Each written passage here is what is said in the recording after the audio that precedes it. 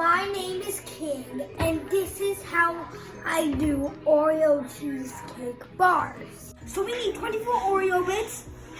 In this, my mom made them already into bits. With this ninja cutter. Warning, make sure not to use this because it is very sharp. Make sure to make a parent use this.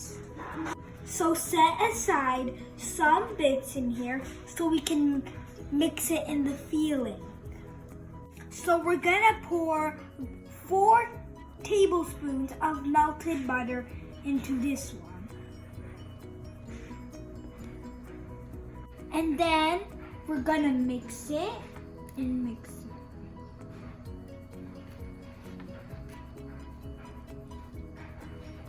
So we don't have a 9x9 inch pan. My mommy used this tray. She put parchment paper in it so the foods don't stick to it. You have to flatten the ones that have melted butter in it and flatten it like this. So once you all flatten it, it should look like this. Now we need to put it in the fridge. So my mom put 400 grams of cream cheese in a bowl and 400 grams of heavy cream in that bowl and 1 tablespoon of vanilla extract in that bowl and 1/2 cup of sugar in that bowl. My mom uses this machine to mix it. Remember we saved this? Now it's time to put it into the mixture.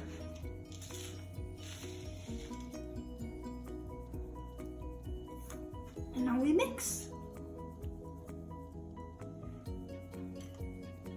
Remember we chilled the crust? Now it's time to get it out. Now it's time to put the mixture into the crust.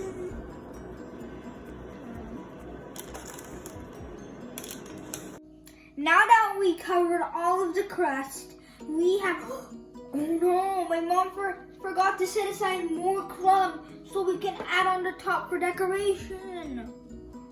Right now, we need to put it in the fridge for 3 to 4 hours. I already took a shower.